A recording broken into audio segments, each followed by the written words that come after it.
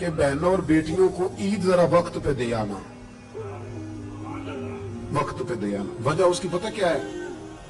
بیوی کو آپ 1,00,000 روپیہ دیتے ہیں نا شاپنگ کرنے کے لیے عید پہ، تو وہ کہتی ہے تو کو نوکھے نہیں دیتا۔ میرے نبی پاک علیہ السلام نے فرمایا جس کے ذمے بہنیں لگ گئی، جس کے ذمے بہنیں جس کے ذمے لگ گئی، باپ کمزور ہو گیا یا باپ انتقال کر گیا، جس کے ذمے بہنوں کی ڈیوٹی لگ گئی، محبوب فرمانے لگے اس نے 3 بہنوں کی اچھی پرورش کی، اچھا ادب سکھایا اور عزت کے ساتھ رخصت کر دیا، یا 2 بہنیں اس کے ذمے لگی، اس نے آداب سکھائے، یہ ابو داؤد شریف ہے، ابن ماجہ ہے، اور پھر ان کو رخصت کر دیا عزت کے ساتھ۔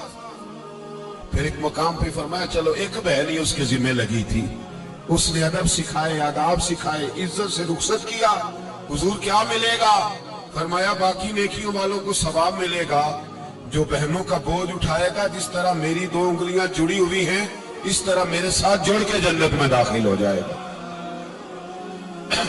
ابھی اس حق کا تعین کس نے کیا؟ نبی پاک صلی اللہ علیہ وسلم۔ اب اگر کہیں یہ کہا جائے کہ بس بھئی صحیح ہو گیا، تمہارا کیا کام ہے، تمہاری کوئی ذمہ داری ہے، تم نے کوئی ٹھیکہ اٹھایا ہوا ہے، تم کوئی زیادہ سیانے ہو، تم کو زیادہ سمجھدار ہو، تو اسے کہا جائے گا ذرا ٹھہر جا، اس طرح کی بات نہ کر، یہ وہ حق ہے جو میرے مصطفیٰ نے بیان فرمایا ہے۔ جہاں بیوی کے حقوق بیان فرمائے وہاں میرے نبی پاک نے بہن کے حقوق بھی بیان فرمائے۔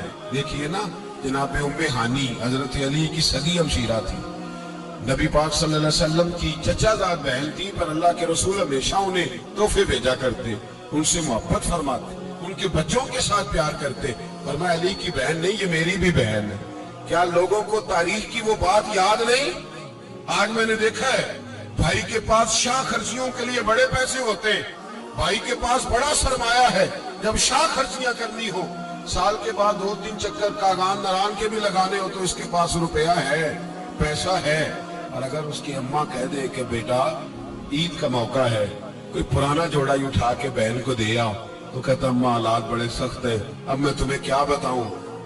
ہمیں وہ بات یاد نہیں کہ نبی پاک کی رضائی بہن جناب شیمہ جب ان کے قافلے کے خلاف مسلمان لڑے، انہوں نے جنگ کی اور وہ قید ہو کے آئی، تو حضرت ابو ہریرہ سے کہنے لگی جا کے مصطفیٰ کریم کو بتاؤ میں تمہاری بہن ہوں۔ حضرت ابو ہریرہ کہتے ہیں میں بی بی کا پرانا دوپٹہ دیکھتا، اس کی کیفیات دیکھتا، پھر جملے دیکھتا، مجھے سمجھ نہ آتی، تو میں نے جا کے حضور سے کہا کوئی شیمہ نام کی بی بی ہے؟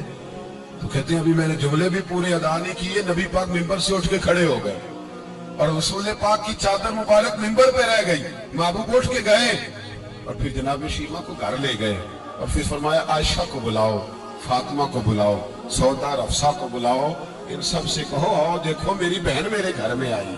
یہ رشتوں کا احساس، یہ رشتوں کی کیفیات، یہ درد، یہ سوز، یہ حضور نے ہمیں تعین کر کے دیا، یہ نبی پاک علیہ السلام نے ہمیں بتا کر کے دیا ہے۔ حضور نے ڈھیروں تحفے دیے اور ایسی آفر کی جس کے لیے امت تڑپتی ہے، ترستی ہے۔ حضور نے فرمایا شیمہ اگر تو پسند کرے تو تیرے لیے مدینے میں مکان نہ بنا دوں، اگر تو کہے تو یہاں تیرے لیے مکان نہ بنا دوں جہاں 70,000 فرشتے روز سلامی دینے آتے، یہاں تیری پکی رہائش نہ کر دوں۔ عرض کی یا رسول اللہ میرے خامند کا گھر، میرے بچوں کا گھر، جہاں میں بیاہی گئی، جن کے حقوق آپ نے بیان فرمائے، میں وہاں جانا چاہتی ہوں۔ حضور نے ڈھیروں تحفے دے کے رخصت کیا۔ تو میرے بھائی بہن کا ایک حدیث ہے مشکات شریف، مشکات میں حدیث ہے، ایک حضور علیہ السلام کے صحابی تھے جو نبی پاک کی بارگاہ میں بیٹھے رہتے تھے، اس پر شارحین نے بڑا کچھ لکھا ہے، کہتے ہیں وہ علم دین حاصل کرتے تھے یا جہاد میں مصروف رہتے تھے۔ ان کا ایک بھائی تھا تو وہ تجارت کرتا تھا، کاروبار کرتا تھا، یہ مشکات ہے۔ ایک دن آکے عرض کرنے لگے یا رسول اللہ صلی اللہ علیہ وسلم اسے سمجھائے کوئی کام بھی کرے، آپ کے پاس بیٹھا رہتا ہے، ڈیوٹی ساری میں کرتا ہوں۔ تو محبوب فرمانے لگے خاموش ہو جا، ہو سکتا ہے رب کریم جو تجھے رزق دے رہا ہے وہ بھی اس کی برکت سے عطا فرما رہا ہے، اس کے نصیب کا اللہ تجھے دے رہا ہے، ہو سکتا ہے اس کے توسل سے، پتہ نہیں اللہ کس کی وجہ سے دے رہا ہے، کس کے حصے کا تیرے گھر بھیج دیتا ہے۔ امام حسن رضی اللہ تعالیٰ عنہ جب کسی شخص کو کچھ دینے جایا کرتے تھے تو فرماتے تھے بھائی یہ نصیب تیرا تھا، اللہ نے میرے گھر بھیج کے میری ڈیوٹی لگائی تھی کہ میں تجھ تک پہنچا دوں، میں نہیں لے کے آیا, نصیب تیرا ہی تھا, میرے ذمہ لگا تھا کہ چلو میں بھیج دوں. تو یاد رکھیے گا, اگر کچھ جگہوں پہ ہمیں حقوق ادا کرنے پڑتے ہیں, کسی مالدار بھائی کو کسی غریب کا خیال رکھنا پڑ ہی جاتا ہے, تو مہربانی کرے وہ خیال کرے. میں نے ایک امیر بھائی سے ایک دفعہ کہا کہ تیرے غریب بھائی کی بچیاں بڑی ہو گئی ہیں, تیرے بچے رشتہ لے لو, رشتہ لے لو. تو کہنے لگا نہیں, وہ جب شادی کرے گا تو میں تعاون کروں گا. تو میں نے کہا تو کیا تعاون کرے گا, کیا مطلب ہے تیرا؟ تو بھائی کی محبت کو پیسوں میں تول رہا ہے, سوچا ہی نہیں تو نے. وہ اسی باپ کی صلب سے جس سے تو ہے, اسی ماں کا دودھ پیا ہے جس کا تو نے پیا ہے. تجھے وہ دور بھول گیا ہے کہ جب گھر باہر کوئی تیرے بھائی کو گھورتا تھا تو کہتا تھا میں آنکھیں نکال دوں گا, تیری جرت کیسے ہوئی, میرے بھائی کو گھورتا ہے, اور آج تو کہتا میں تعاون کر دوں گا. میں نے کہا تعاون تو کرنے والی بڑی دنیا ہے, تو تھوڑی توجہ کر, خیال کر. اللہ بڑا مہربان ہے, بعضوں کا دل میں بات ڈال دیتا ہے. صبح فجر کے وقت مجھے ملے تو کہنے لگے آپ نے بات تو بڑی پتے کی, میرے گھر کے اندر کچھ کیفیات ایسی تھی پر رات میں نے بدل دی ہے. اب دعا فرمائیے کہ اللہ مجھے اس احساس پر استقامت عطا فرمائے. تو ہمارے ہاں احساس نکلتا چلا جا رہا ہے. اب ذرا آگے بڑھیے. میرے رسول پاک صلی اللہ علیہ وسلم نے مطلق رشتوں کی بات ارشاد فرمائی. یہاں تو تعین ہے نا خالہ کا, چاچو کا, ماموں کا, پھپھی کا تعین کر کے. یہاں محبوب کریم صلی اللہ علیہ وسلم نے صحیح بخاری کے اندر رسول پاک صلی اللہ علیہ وسلم نے ایک بڑا خوبصورت فرمان ارشاد فرمایا. اللہ کے رسول فرمانے لگے صحابہ سے, کیا تم میں سے کچھ چاہتا ہے کہ اس کی عمر بھی لمبی ہو, رزق بھی زیادہ ہو؟ اور اگر میں یہ سوال عورتوں سے کروں نا, خواتین سے کروں کہ کیا تم چاہتی ہو کہ تمہارے خاوند کے پاس پیسے بھی زیادہ ہو, عمر بھی لمبی ہو, تو میرا خیال ہے ایک خاتون بھی ایسی نہیں ملے گی جو کہے کہ نہیں میں نہیں چاہتی. ساری کہے گی کہ ہمارا دل کرتا ہے کہ ہمارے گھر کے اندر رزق بھی زیادہ ہو, اور اللہ تبارک و تعالیٰ نے جس کو میرے سر کا سایہ بنایا وہ قائم بھی رہے. ہر خاتون یہ دعا مانگے گی. اب یہ صحیح بخاری ہے, تو پھر وہ والا وظیفہ پڑھ لیں جو نبی پاک نے بیان فرمایا. نبی پاک علیہ السلام نے فرمایا کیا تم میں سے کوئی چاہتا ہے عمر لمبی ہو, رزق زیادہ ہو؟ شاباش کرنے لگے حضور سارے چاہتے ہیں, یہ صحیح بخاری ہے. تو محبوب فرمانے لگے پھر وظیفہ سنو, اپنے رشتہ داروں کے ساتھ اچھا سلوک کرو, اللہ تمہاری عمر بھی لمبی فرما دے گا, رزق میں اضافہ بھی فرما دے گا. رشتہ داروں سے اچھا سلوک کرو, صلہ رحمی کرو, ان کا خیال کرو. اگر غریب ہے تو ان کی مدد کرو.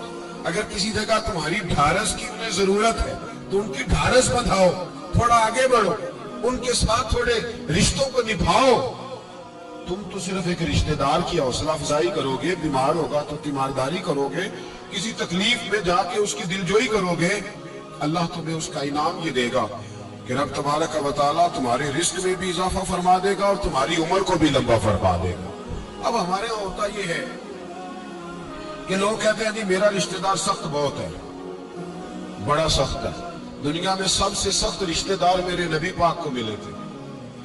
سب سے سخت رشتہ دار, سخت رشتہ دار, ایسے رشتہ دار کہ جو تلواریں لے کے آ گئے شہید کرنے کو, اور ایسے رشتہ دار جو بدر کی جنگ تک تلواریں لے کے آتے رہے, اور ایسے رشتہ دار جو فتح مکہ تک تلواریں لے کے آتے رہے. لیکن جس دن انہوں نے نرمی فرمائی, میرے محبوب نے فرمایا تم تو صرف نرمی کرو گے, مجھے تو اللہ نے رحمت للعالمین بنا کے بھیجا. میرے محبوب پاک علیہ السلام نے کرم کے دروازے ہی کھول دی, حضور نے رحمتیں فرمائی. ہمارے اندر کی وہ گھٹن اور مزاج کا وہ کمزور پن, اور وہ جو ہم اندر سے بزدلی دکھاتے ہیں رشتہ داروں کے معاملے میں, وہ بہت ساری جگہوں پہ ہمارا نقصان کرتی ہے. اپنے رشتہ داروں کے ساتھ تھوڑے سے معاملات کو بہتر رکھ. ایک بات ایک دوست نے ایک دفعہ مجھے بھیجی, اس نے بات بڑی مجھے عجیب لگی. اس نے کہا کہ ایک شخص کا انتقال ہو گیا, تو وہ جب اس کو دفن کرنے لگے جنازہ پڑھ کے, تو ایک آدمی نے اس کی چارپائی پکڑ لی.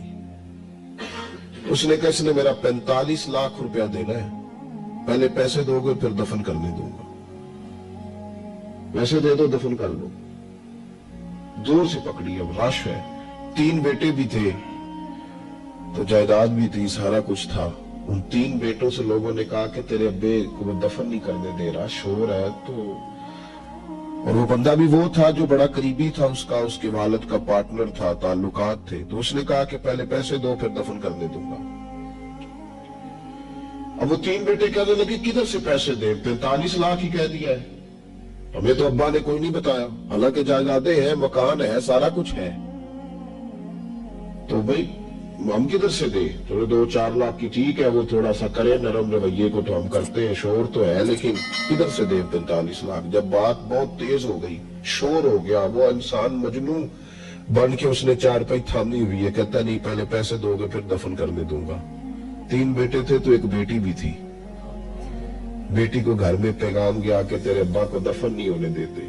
اس نے سارا زیور اتار کے بھیج دیا.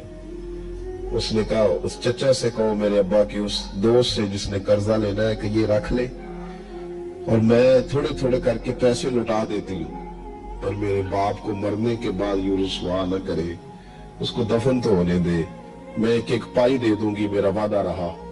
جب وہ بیٹی نے 8-10 لاکھ کا زیور بھیج دیا تو وہ قرضہ لینے والا شور کرنے لگا. اس نے کہا او مجھے پتا چل گیا، مجھے معاف کر دو سارے اور اسے دفنا دو. کہا کیا ہوا؟ تو وہ کہنے لگا میں نے اس سے 45 لاکھ لینا نہیں تھا، میں نے دینا تھا. تو میں غور کر رہا تھا کہ اگر تو میں نے اعلان کر دیا نا کہ 45 لاکھ میں نے دینا ہے تو 110 نکل آئیں گے وارث کہ مجھے بھی دو مجھے بھی دو. تو میں نے یہ رویہ اس لیے اختیار کیا ہے کہ میں دیکھوں اس کا اصل وارث ہے کون.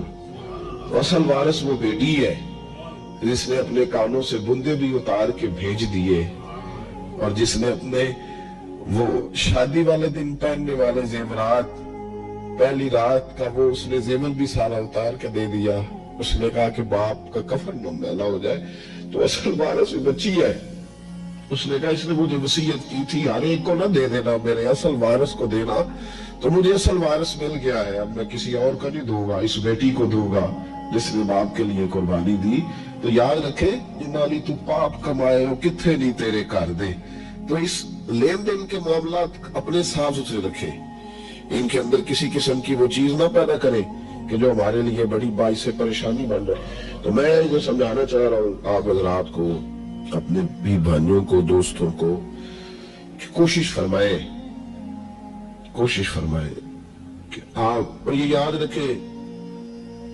میری اماں کبھی کبھی میرے ننہال سے نا کوئی چیز آتی تھی نا بطور تحفہ کے کسی چیز، تو میری اماں کہتی تھی میرے ماموں سے یا میرے نانا سے کہ بس ٹھیک ہے یہ آپ تھوڑا سا دے جائیں باقی لے جائیں.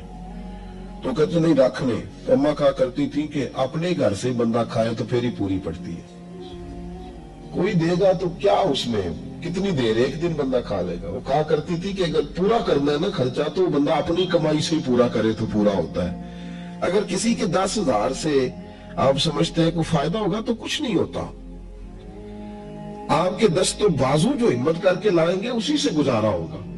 کسی کا 50,000 لا کے کتنا وقت بیت سکتا ہے؟ 1 لاکھ سے کیا مطلب، کیا بندہ کر سکتا ہے؟ تو سہارے نہ ڈھونڈو، خوددار بنو. طریقت میں تصوف میں خودداری ترمذی شریف کی ایک حدیث ہے، مجھے بڑی پسند ہے. میں سمجھتا ہوں یہ حدیث اگر لوگ سمجھ جائیں نا تو بات بن جائے. نبی پاک صلی اللہ تعالی علیہ وسلم نے لوگوں سے کہا لوگوں چاہتے ہو کہ تم اللہ کے محبوب بن جاؤ؟ تو صحابہ کے چہرے کھل اٹھے. کہا یا رسول اللہ صلی اللہ علیہ وسلم بالکل چاہتے ہیں. فرمایا جو اللہ نے تمہیں دیا ہے اس پہ راضی ہو جاؤ، اللہ کے محبوب بن جاؤ گے، اللہ تم سے پیار کرے گا. اور پھر فرمایا چاہتے ہو کہ لوگ بھی تم سے پیار کریں؟ لوگ بھی کریں یا رسول اللہ دل کرتا ہے. تو نبی پاک نے فرمایا کسی بندے کی جیب کی طرف کبھی نہ دیکھنا، جو سامنے والے کی جیب میں ہے اس سے بچ جا، اس کے مال پر نظر ڈالنی چھوڑ دے، لوگ بھی تجھ سے پیار کرنے لگ جائیں گے. لوگوں کے مال کی طرف نہ دیکھ. آپ رکھ لیں کسی کا 500 روپیہ بھی، وہ کہے گا بندہ ہی نہیں صحیح، میرا 500 کھا گیا. یہ مت سمجھے کہ بڑا امیر تھا اس کو فکر ہی کوئی نہیں. نا ان معاملات کے اندر لوگ کہیں نہ کہیں بول ہی جاتے، کہیں نہ کہیں بات کر ہی جاتے، کسی نہ کسی جگہ زبان پھسل ہی جاتی ہے. تو مہربانی فرمائیں، مہربانی کریں، آپ اس بات پہ ضرور غور کریں. اور یہ میری اپیل ہے، آپ میرے پیر بھائی ہیں، عزیز ہیں، کہ کوشش فرمائیں لین دین کے معاملات کو 110% صاف رکھیں. کوشش کریں جہاں کوئی چیز دینی ہے خریداریاں بعد میں ہوتی رہیں گی، جائیدادیں بعد میں بنتی رہیں گی، قرضے نہیں ہونے چاہیے. कर्जा नहीं होना चाहिए। मैं एक बुजुर्ग से कभी कभी मिलता था तो मैं कहता था हज़रत जी हालात कैसे हैं, तो कहते हैं अल्हम्दुलिल्लाह किसी का देना कुछ नहीं, अल्हम्दुलिल्लाह किसी का।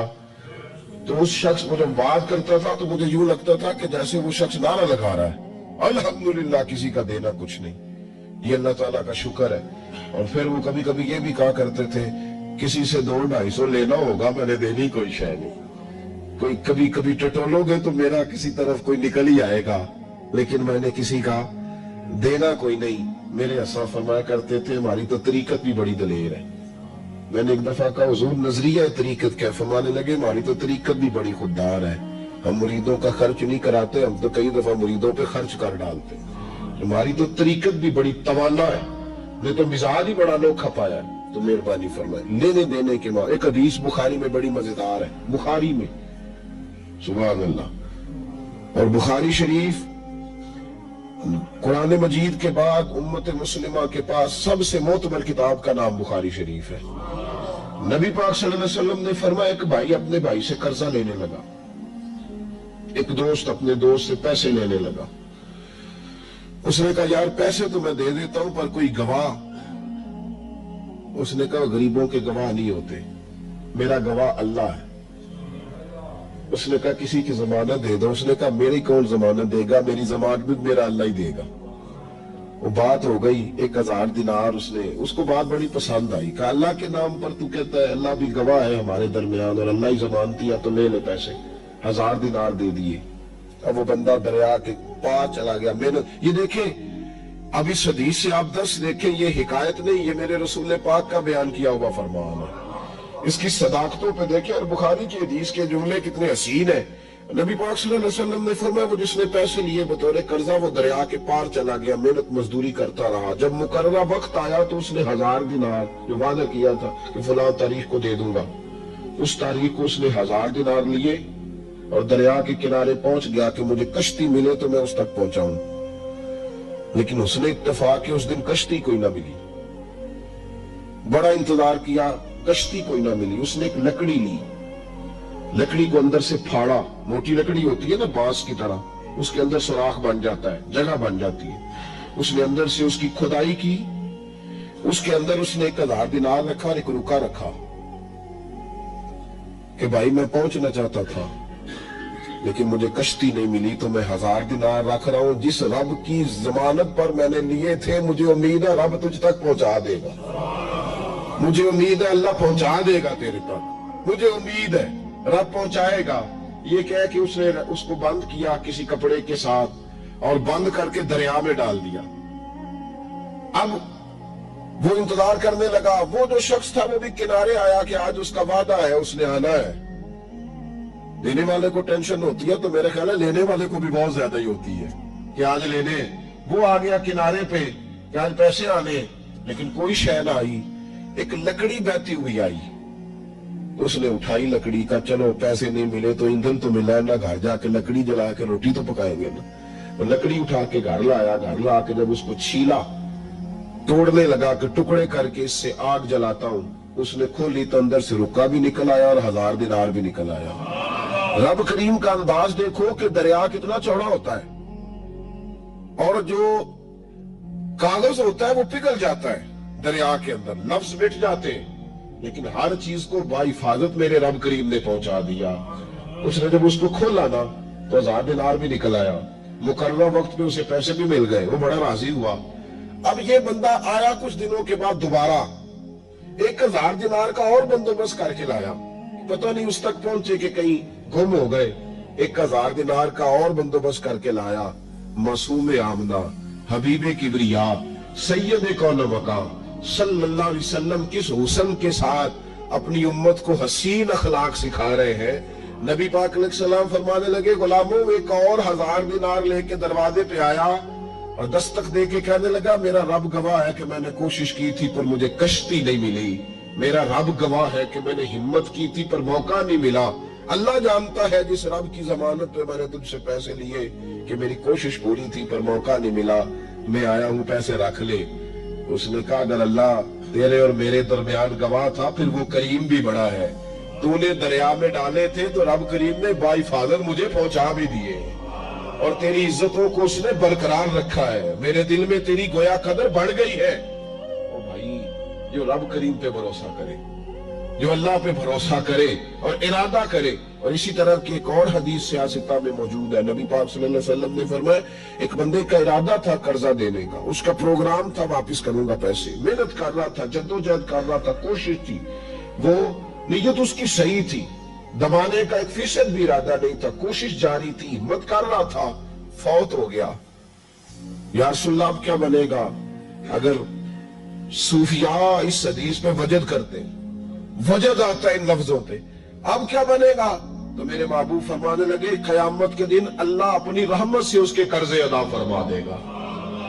دیکھو اتنا بھی کوئی خوش نصیب ہے جس کے اللہ قرضے ادا کرے، اتنا بھی کوئی خوش قسمت ہے رب جس کے قرضے دے، اللہ کہے مجھ سے لے لے چل یار رہنے دے۔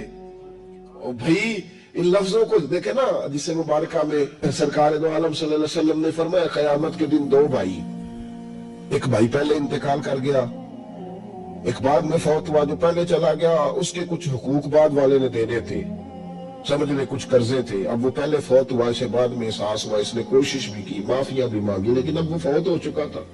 تو نبی پاک صلی اللہ علیہ وسلم فرماتے ہیں قیامت کے دن کیونکہ یہ معافیاں بھی مانگتا رہا، توبہ بھی کرتا رہا، بڑی اس کو صحیح احساس ہو گیا، ندامت والی توبہ کی، لیکن اب جس کا حق تھا وہ تو فوت ہو گیا، اب کیا کرے؟ تو محبوب فرمانے لگے فوت ہوگا نا، جس نے دینے تھے پیسے، جس کے ذمہ حقوق تھے، لیکن وہ جس کے دینے تھے وہ تو چلا گیا، سمجھ لیں کوئی وارث بھی نہیں۔ تو فرمایا جب یہ فوت ہوگا تو قیامت کے دن جو پہلے فوت ہوا تھا وہ مقدمہ کرے گا کہ یا اللہ اس نے میرا مال دبایا، میرے پیسے لے کے دے، تو رب کریم فرمائے گا چل یہ بڑھیا معافیاں مانگتا رہا، اسے معاف کر دے۔ اللہ فرمائے گا، وہ کہے گا نہیں یا اللہ مجھے بڑا ستایا، مجھے بڑی تکلیف دی، میرے حقوق ضائع کیے، میں نہیں معاف کرتا۔ تو رب کریم فرمائے گا ذرا اوپر اٹھنا، چل بعد میں بات کرتے ہیں، اٹھ تو صحیح، وہ جنت میں ایک محل بنا ہوا ہے، ذرا اس کی طرف تو نظر ڈال۔ اس نے نظر ڈالی تو یہاں تو کوئی اچھا انجینئر بنائے کوئی مکان، تو نظر جو ہے وہ ہٹتی نہیں، تو جس مکان کو رب تیار فرمائے، جس کو اللہ بنائے، اس سے نظریں کیسے ہٹتی ہوں گی؟ اس نے دیکھا تو دیکھتا ہی گیا، دیکھتا ہی گیا۔ عرض کرنے لگا مولا یہ کس کا مکان ہے؟ تو محبوب علیہ السلام فرماتے ہیں رب کریم نے فرمایا اس کا ہے جو اس کی قیمت دے گا۔ کہ یا اللہ کون قیمت دے گا؟ فرمایا تو بھی دے سکتا ہے۔ یا اللہ میں غریب فقیر میں کیسے قیمت دوں؟ تو اللہ فرمائے گا چل تو اپنے بھائی کو معاف کر دے، میں محل تجھے دے دیتا ہوں، تو معافی دے دے، محل تیرا ہوا۔ تو حضور فرماتے ہیں 3 دفعہ بولا، کہنے لگا یا اللہ میں نے معاف کیا، یا اللہ میں نے معاف کیا، یا اللہ میں نے معاف کیا۔ تو اللہ فرمائے گا پھر بھائی کا بازو پکڑ، وہ ایک محل نہیں، وہ ایک ہی نقشے کے 2 بنائے ہوئے ہیں، اس کا بازو پکڑ دونوں جنت میں چلے جاؤ، میں نے تم دونوں کے لیے گھر بنا دیا ہے۔ اپنے معاملات صحیح کرنے کی کوشش کریں، اپنے معاملات صحیح کریں۔ ہم اس سلسلہ عالیہ میں داخل ہے کہ حضور غوث اعظم رضی اللہ تعالیٰ عنہ کے والد کا مشہور واقعہ ہے کہ بھوک لگی تھی تو دریا میں بہتا ہوا سیب کھا لیا تھا، سیب کھا لیا غوث اعظم کے والد نے۔ تو پھر کہنے لگے اوہو یہ میں نے کیا کیا؟ جس سمت سے وہ سیب آیا تھا وہاں جانے لگے، وہاں ایک باغ تھا، پیچھے جا کے ٹہنیاں جھکی ہوئی تھی، یہاں سے سیب آیا، باغ کے مالک بھی بزرگ تھے، ان سے جا کے کہا غلطی سے کھا لیا ہے، معافی مل جائے۔ انہوں نے کہا معافی اتنی جلدی نہیں ملتی۔ کیسے ملے گی؟ فرمایا 12 سال مالی بن کے میرے باغ کی نوکری کر۔ تو خدمت کرنے لگے تو حضور غوث اعظم کے نانا جی کہتے ہیں بچہ مجھے بھا گیا، کہنے لگے حضور چلے معاف کر دیں اب۔ تو کہا معافی نہیں ملے گی، میری ایک بیٹی ہے، آنکھوں سے اندھی ہے، آنکھوں سے اندھی، کانوں سے بہری، زبان سے گونگی اور پیروں سے لنگڑی، اس سے نکاح کر پھر معافی ملے گی۔ کھایا کیا؟ ایک سیب۔ تو حضور غوث اعظم رضی اللہ تعالیٰ عنہ کے والد کہنے لگے مجھے گوارا ہے، آپ کر دیں نکاح، پر وعدہ کریں مجھے معاف کر دیں گے نا؟ تو کہتے نکاح ہو گیا۔ جب پہلے دن میں حجلہ عروسی میں داخل ہوا تو میں نے پلنگ پر کوئی معذور نہیں، جنت کی حور کی مثل عورت بیٹھی دیکھی، اور جس کا حسن بتاتا تھا کہ چہرے سے زیادہ باطن میں اللہ نے روشنی عطا فرمائی ہوئی ہے۔ فرماتے میں نے اس کے قریب جا کر تو کون ہے؟ مجھے تو کچھ اور بتایا گیا تھا۔ فرمایا تجھے بتایا گیا تھا کہ آنکھوں سے اندھی ہے، اس لیے کہ کبھی غیر محرم کا چہرہ دیکھا ہی نہیں، کانوں سے اس لیے بہری ہے کہ کبھی غلط بات سنی نہیں، کسی غلط کے پاس بیٹھی نہیں، اور زبان سے اس لیے کہ گنگی ہے کہ غلط جملہ کبھی نہیں نکلا، یا اللہ کا قرآن نکلا ہے یا محمد عربی کا درود و سلام نکلا ہے، غلط جملہ نہیں نکلا۔ اور ٹانگوں سے اس لیے لنگڑی ہے، کسے اپنے باپ کے گھر کا رستہ تو آتا ہے، سوائے اس کے گلی کا اور کوئی موڑ نہیں جانتی، اس نے پاکیزگی سے وقت گزارا۔ حضور غوث اعظم کے والد کہتے ہیں میں اپنے لین دین کے معاملات سیدھے کرنے گیا تو سادات کے گھر کی حور مجھے ملی، اور جب میں اس حور سے ملا تو پھر رب نے مجھے عبد القادر جیلانی جیسا بیٹا عطا فرمایا، غوث پاک جیسا بیٹا دیا۔ تو گئے تو معاملات سیدھے کرنے تھے تو اللہ نے ولایت کے امام کا باپ بنا دیا، تو مہربانی فرمائے اپنے معاملات میں توانائی پیدا کرے۔ کچھ لوگ ایسے ہوتے ہیں جن کا مال مثل مملکت کے ہوتا ہے، اعلیٰ حضرت رحمت اللہ علیہ نے پیر کے حقوق میں یہ لکھا ہے کہ اس کے مرید کا مال اسی طرح ہے جس طرح اس کا اپنا ہے، لیکن ساتھ اشارہ بھی دے دیا ہے کہ چاہیے یہی کہ وہ بھی احتیاط ہی کرے، وہ بھی احتیاط ہی کرے، پرہیز ہی کرے، کوشش کرے۔ اور آپ فرماتے ہیں جو کہ باپ کی حیثیت رکھتا ہے تو ضروری تو نہیں نا باپ بیٹے کی کمائی کھائے، کبھی کبھی بیٹے بھی باپ کی کھا ہی لیتے ہیں، اس طرح بھی توجہ کر لے، کوئی حرج نہیں۔ اپنے معاملات کو صحیح رکھے، لینے دینے کے معاملات کے اندر کبھی کمی نہ لائے۔ یہ چیز اگر پیدا ہو جاتی ہے نا تو آپ یقین کریں وقار ہی تو انسان کے پاس ہوتا ہے، وہ ضائع ہو جاتا ہے تو نقصان ہوتا ہے۔ تھوڑے میں وقت گزارے، بڑی مزیدار زندگی ہوتی ہے انسان کی، یہ زندگی میں انسان کے پاس وقار اپنا ہوتا ہے، وہ زندگی بڑی حسین ہوتی ہے، بڑی مزیدار ہوتی ہے۔ ہماری مسجد میں ایک شخص آئے، کچھ دن انہوں نے وقت گزارا تو مجھے بعد میں کہنے تھوڑی مسجد سے سکون پڑا ہے، کھاپ کوئی نہیں، لڑائی کوئی نہیں، کوئی کسی قسم کا میں نے وہ نہیں دیکھا۔ آپ یقین کریں یہاں 4 اساتذہ کام کرتے اور کئی سالوں سے کرتے، ہم نے کبھی استادوں کی لڑائی بھی نہیں ہونے دی، ورنہ مدرسوں میں جھگڑے چلتے۔ مجھے کہنے لگے جی یہاں لڑائی کوئی نہیں، میں کہ اس واسطے کسی کو مالدار بندہ چیئرمین ہی نہیں بنایا کہ جو کہے کہ یہ کیسے ہو گیا، یہ کھانسے کیوں ہے، یہ اٹھے کیوں ہے، یہ بیٹھے کیوں ہے۔ یہاں اللہ نے حسن اس لیے دیا ہے کہ الحمدللہ یہ ایک کونا تو ضرور ہے لیکن اللہ نے بڑا سکون عطا فرمایا ہوا ہے۔ تو یوں وقت ہوتا ہے جب آپ کسی سے کچھ لیتے ہیں تو پھر آپ کو اس کے نخرے بھی برداشت کرنے پڑتے ہیں، پھر آپ کو دیکھنا بھی پڑتا ہے، اس کے آنے پہ کھڑے بھی ہونا پڑتا ہے۔ اس لیے لین دین کے معاملات کو 110% صحیح رکھیں۔ یہ میری وصیت نہیں آپ حضرات کو، اس کو میرا حکم سمجھیں، حکم سمجھیں اس کو۔ اور آپ قطعی طور پہ میری پیر بھائیوں سے گزارش ہے کہ لین دین کے معاملات کو چھوڑ دیں سارا کچھ، اللہ بڑا کریم ہے۔ ایک کمرے میں بھی انسان کی زندگی بیت سکتی ہے، لیکن لین دین کے معاملات میں 110% اپنے آپ کو صاف رکھیں، اور اپنی وصیت کو ہمیشہ اس میں سستی نہیں کریں، لکھ کے رکھیں کہ کسی کا کیا دینا ہے، موٹے حرفوں کے ساتھ، اور 3 جگہ اس کو لکھ کے رکھیں کہ میں فلاں آدمی کا میرے پاس یہ ہے، اس کو ضرور سنبھال کے رکھیں تاکہ کسی جگہ بھی اگر اللہ تبارک و تعالیٰ فضل کرے کوئی ایسا موقع آتا ہے تو ہم صاف ستھرے ہوں، ہمارے وارثوں کو پتا ہو کہ ہم نے کسی کا کیا دینا ہے۔ اللہ سمجھنے کی توفیق عطا فرمائے۔